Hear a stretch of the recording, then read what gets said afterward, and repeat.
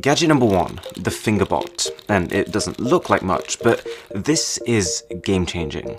Think about the not-so-smart gadgets in your home right now. Your TV, your kettle, your light bulbs maybe. Well, this makes them smart. You download the smartphone app, and through it, one tap makes this robot's arm come down to press the physical buttons on your appliances. So I've mounted mine on my PC, and so with my phone sitting across the room or even upstairs, I can now turn it on. Now, I didn't expect to like this product, but for just over $30, I ended up loving it. It's a watch. I hesitate to call it a smartwatch, but it's good to see that it can do smartwatch things, like customize your watch face and check your phone's notifications, but that is just the start. It tracks all kinds of stats like your number of steps, your heart rate, your blood pressure, and can even act as a remote shutter button for your phone's camera. And that stuff is all cool, it makes it useful, but is not my favorite feature. See, stored inside are actually two wireless earbuds, and the watch doubles as the charging case for them. As something that you keep on your wrist all the time anyways, that combination makes so much sense. You take these earphones out, you put them in your ear, they will automatically connect to your phone, and they don't even sound bad. The fit might be a bit of an issue for some people, but for me, if I spent $30 on just the earbuds, I wouldn't feel like I'd been ripped off, and that's quite an achievement. Interesting is what I'd use to describe this next product, Soundboom. It's a speaker for your smartphone, but one that doesn't require any pairing, or actually any batteries for that matter. If you have a phone that supports wireless charging, like a Samsung or a Huawei, then you just turn that feature on and place your phone in the docking area. All of a sudden, your music will stop playing through your phone speaker and start coming from this much louder, much richer speaker. So to give you an idea, I'm playing music on my phone right now. Let's put it on and see what happens. Also, massive shout out to Surfshark VPN for sponsoring this video. Now, on the subject of wireless charging, welcome to a gadget from Ampere. It's a wireless charger, as you probably guessed, but with a twist. You plug it into the mains and all of a sudden have three 10-watt fast wireless charging coils. There is one that's better for Android users, but the one I've got here is Apple focused. There's one spot for an Apple Watch, one for your AirPods, and one for your iPhone. Plus, the whole thing can be powered by your MacBook's charger. And the added twist is this folding mechanism, which of course A makes it more portable, but B means that it can be folded up to act as a stand for your device. Here's a fact about me. Actually, I can show you. I drink a lot of tea, and I think most tea drinkers agree that the second half of the cup always tastes less good than the first half, because by the time you've got there, it's cold. Enter the new Ember Travel Mug 2. It's not perfect, but it's one of my most used gadgets since it entered the studio. It syncs with your smartphone and lets you keep your drink at whatever temperature you think is comfortable. It comes with a dock, and while your mug is on it, it can keep your drink warm for 2 days if you wanted it to. Although, I probably wouldn't drink 2-day-old tea. But more importantly, the mug also works on the go, keeping your drink at the perfect temperature for an extra 3 hours on a road trip. There's a couple of other things I really appreciate here. This lid mechanism, for example, is 100% spill-free. Like, that is full of liquid right now, and I feel perfectly confident doing this over a whole load of expensive gadgets. I should probably stop that. When it comes to drinking as well, you just press this down and you can sip from any angle. There's also a touchscreen on the side, which just means you can control the temperature without the app if you wanted to.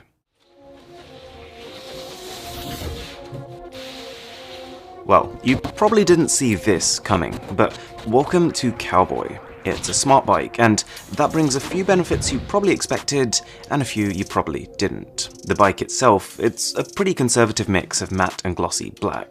I wouldn't say the design shouts, but it's premium in a subtle way. It's fairly light too, at 16 kilos, and you get wide tires for a better grip on the road. But what makes it different are the smart features. With an app, you can lock it and unlock it the same way you do for your car, and when it's locked, it will not go anywhere. You get control over the lights on the front and the back, can remotely diagnose problems, and probably my favorite feature is that it tells you where your bike is at all times. So if you're very forgetful and you just need reminding where you left it, it works for that. Or if you're very unlucky and someone's just nicked it, you can still track and trace it. Plus, being an electric bike, it's got a battery that you feel the second you first put your foot down. It makes you feel like what I imagine a pro cyclist would feel, tearing around a racetrack, except you don't need to put in all that much effort. The electric motor automatically accounts for hills and tricky terrain. It kind of detects when you're exerting yourself and then just gives you a little extra push, and before you know it, you'll be flying at 25 kilometers an hour. We've seen a lot of smartphone handles in this series, but this right here is probably the most well-considered one I've come across. It's called the Oath Snap, and it is substantially sized, but looks surprisingly okay on the back of your phone. Pressing at one end releases a kickstand that can either prop your phone up at an angle or just be used to give you a bit more security when holding it. But then, you can bring these two ends together and they lock, and like, that is not coming apart anytime soon. You can then slide the grip up or down, which takes your thumb up and down with it. And there are a lot of times, especially with the massive phones we see nowadays, where I've personally wanted to be able to just kind of slide up and have better access to the top of my phone, and now you can do that. The grip is curved in a way that prevents it catching on pockets. It contains a magnet, so you can just throw it onto a fridge, for example. And the cherry on top is that if you still did want to use wireless charging, you can slip out the metal component, and it works. Next up is a smartphone flashlight, but one that I'd say is less of a cool toy and more of a pro tool. You can either set it up as a continuous light source if you were just trying to create a dramatic looking video, for example, or you can plug it into your phone. I've got the iPhone one here, and it'll then act as a flash for when you take photos, and it's about 4 times brighter than the built-in flash with about twice the range. So here are some side-by-side shots just to give you an idea of how much difference that makes. Also from Anker is my current favorite power bank. It's not cheap and it doesn't really look like anything out of the ordinary, but it's pretty much all you're going to need for a very long time. A 26,800 mAh capacity means you can charge even large battery smartphones like 6 times over from empty. That's like a week's worth of battery. And it's not just that it can charge them, but it's also that it can do it quickly. With a 45 watt output from just one port, it's actually powerful enough to charge most USB-C laptops. There's been a couple of times when I've been out and about and my MacBook is just about to die and this has saved the day. But there's more. In the box, you also get Anker's Atom 3, a 60 watt charger, to refill this power bank in about 3.5 hours. Which, yeah, doesn't sound fast, but when you factor in that this is 6 phones worth of battery, it's not bad. Okay, let's talk about Moment for a minute. I've heard a ton about their camera lenses for years on YouTube, but never actually got around to testing them, till now, and they have some distinct benefits over just using your phone's camera. So it starts with a case. They have a ton of cases for a ton of different phones, and each one is built with specifically designed camera cutouts to allow for lens mounting. And then you pick your weapon. I've got 3 right here: a wide lens, a fisheye lens, and then a macro. So starting with the wide, your field of view changes from this to this.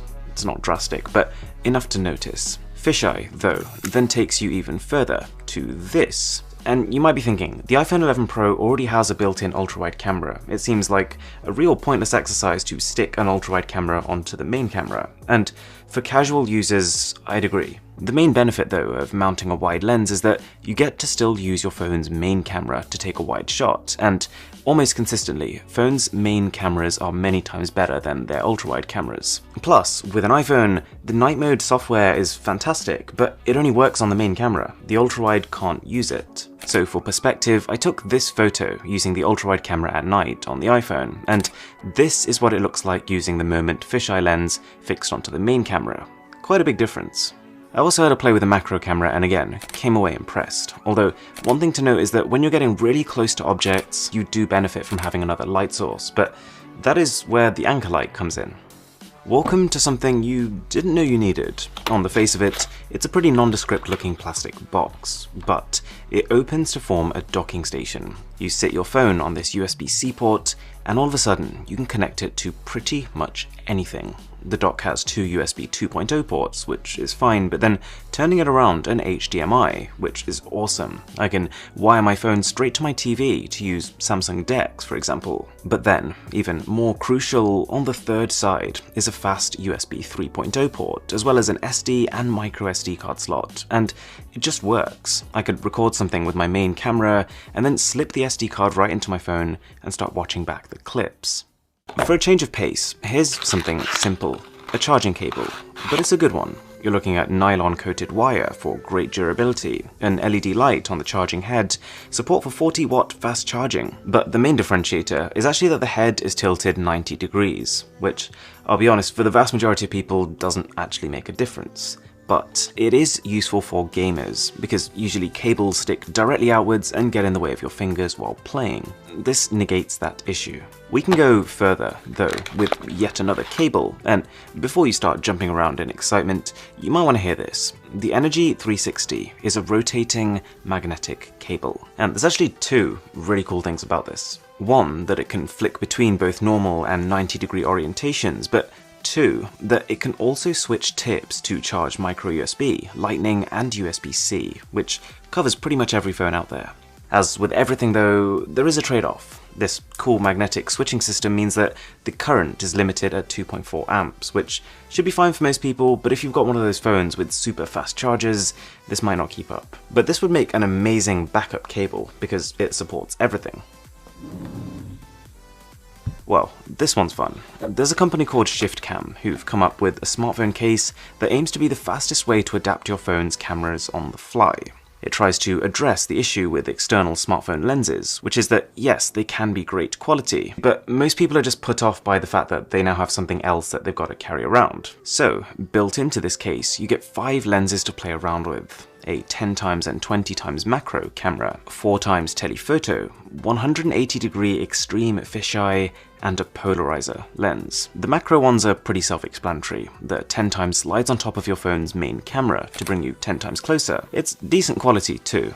The 20x is a similar lens, but because it slides over your phone's 2x telephoto camera, it can get you 20x closer. And again, quality's pretty good. The 4x zoom camera works in a similar way. So, to give you an idea, this is my iPhone's main camera. This would be what it looks like using the built-in 2x camera, and this would be the full 4x using the shift case lens on top of that. And the fisheye kind of speaks for itself. Very wide field of view, but also a ton of distortion. And finally, this polarizer is basically built to reduce glare and increase contrast on the ultra-wide camera of your phone. There are situations it's useful in, but I will say this, for all of these lenses, you get what you pay for. They're good, but they're just not as good as buying one lens specialized for one task.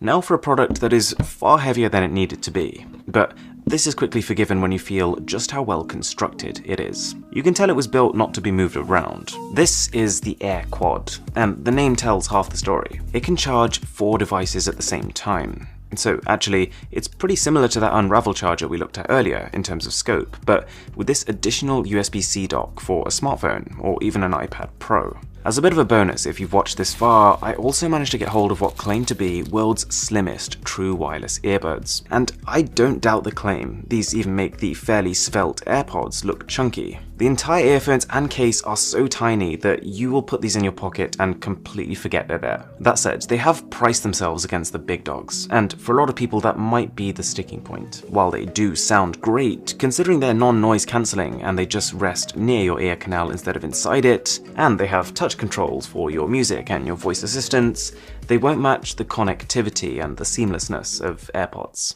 Surfshark VPN is pretty crazy value. Take a listen to this. You pay $1.99 a month, and that gives you unlimited simultaneous connections. You probably already know that VPNs can keep your browsing secure, especially in public places, and also help to get around internet censorship in certain regions like China. But Surfshark does a lot more than that. As well as being able to connect to single locations, it allows you to multi-hop or encrypt your data through 2 different servers at the same time. Surfshark can also scan online databases to make sure your emails and passwords haven't been leaked, and lets you use something called Blind Search, an internet search tool with no logs, no tracking, and no ads. 2 of the coolest things built into the VPN itself are the ability to automatically block ads, which can help load pages quicker whilst using less of your data, and the ability to access 15 different Netflix libraries from around the world. So do check the link in the description, and you can use the code BOSS to get an 83% discount and an extra month for free. Thanks a lot for watching, guys, and I will catch you in the next one.